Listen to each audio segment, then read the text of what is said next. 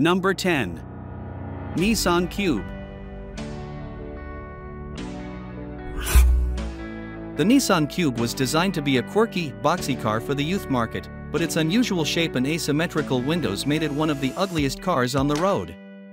It was also criticized for its poor fuel economy and lack of power. The Nissan Cube's asymmetrical styling was extraordinarily odd and looked like something that should have been left on the concept car. The front and rear lights were also too small in relation to the body. However, this didn't stop the quirky Cube from selling well in Japan before it reached Western markets. Number 9. Marcos Mantis. Dubbed the car that makes the Aztek look pretty by Autotrader, the Marcos Mantis was an obscure British sports car built with a bizarrely long snout and abysmal sails. Marcos managed to actually produce and sell 32 of these wedged conveyances of ugliness over a 2-year period from 1970 to 71. It's fair to say the Mantis is a wedge-shaped monstrosity that tries to capture the 1970s automotive zeitgeist and utterly fails at doing so. Looking more like an agglomeration of 1970s design features, the Mantis comes off looking unwieldy, misproportioned and out of its depth. About the nicest thing one could say about the Marcos Mantis is that it had nice alloy wheels. Number 8. Aston Martin Lagonda. Aston Martin is a name synonymous with luxury and style, unless you're talking about the Lagonda, of course. This 1970s-era model was a design disaster for the brand, and if that weren't bad enough, the interior electronic systems were known for having major problems. The car was also long, which combined with its big windows, made it an unattractive sight on the road. Even for the time, people considered it one of the ugliest cars in the world, but it still came with a hefty $150,000 price tag. Number 7. Ford Scorpio Mk2. If you happen to spot this rare car nowadays, the rear part of the second generation of Ford Scorpio might remind you of a sperm whale. Things are not improving a lot when you go towards the engine bay. Although the profile of the car is classic shape of 3 boxes, the lines of the front simply do not match the ones of the rear. There is some sort of imbalance in the design language of this luxurious Ford sedan. With the bizarre styling left alone, the manufacturer claimed the second generation of Ford Scorpio had met sales expectations. Controversially, it was taken out of production in 1998, during the 5th year of production. Number 6. Pontiac Aztek.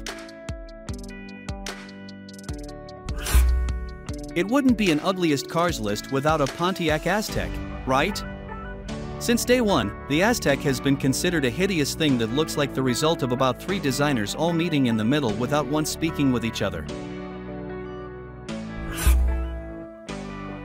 In its defense, and similarly to the Multipla, it was a very functional thing, but its looks were unforgivable, and even Breaking Bad couldn't save its reputation. Number 5. Ssangyong Rodius. Britain's motoring press at the time of its launch were quick to dub it the odious Rodius, while one notable contemporary critic described it as looking like a surprised hippopotamus. The car did not arouse warm feelings in the press, but nevertheless, everyone was forced to admit that it was the most practical car of the time. Despite its hideousness, the first-generation Rodius enjoyed a 10-year production run before making way for an altogether more resolved, in terms of design, second generation. Number 4. AMC Pace. There's a lot wrong with the AMC Pacer on a technical level.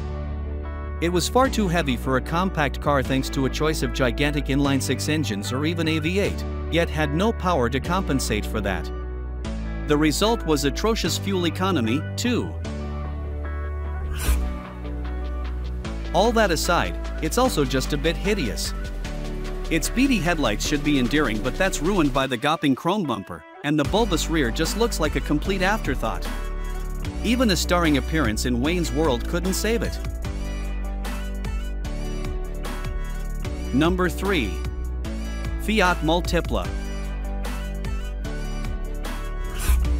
In its first era, the Fiat Multipla created its own category in 1956. It was unique, and, in a way, it remained the same from 1998 to 2010. One of the few cars with a lot of attention to practicality was the MPV with 3 seats in the front row and large windows all around. Usually, a Multipla is described as ugly. In particular, the pre-facelift version had a horrific set of headlights embedded directly in front of the windshield.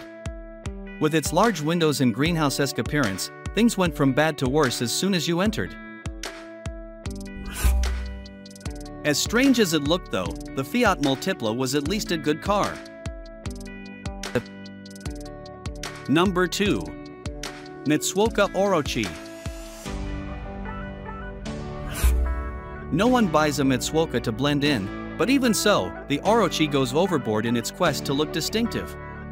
Abandoning the niche Japanese firm's usual shtick of making coach-built oddities inspired by old British sports cars, the Orochi features a bespoke platform and looks unlike no other car on the planet. The Orochi are huge serpent features an overabundance of lines, the face of a confused fish and a general sense of weirdness. With 231 brake horsepower feeding a 5-speed automatic normally found in an SUV, the Orochi takes 7 seconds to go from 0 to 60 miles per hour. This does, unfortunately, mean that you're unlikely to drive away fast enough to prevent people from spotting you behind the wheel. Number 1. The Corbin Sparrow. The Corbin Sparrow was initially produced by Corbin Motors, and subsequently after 2005, by Myers Motors. To say that Corbin Sparrow looks like a giant jelly bean on wheels wouldn't be overkill, especially considering the brightly colored hues you often find them in. This electric, plastic vehicle was designed for city commuters, and only featured 3 wheels.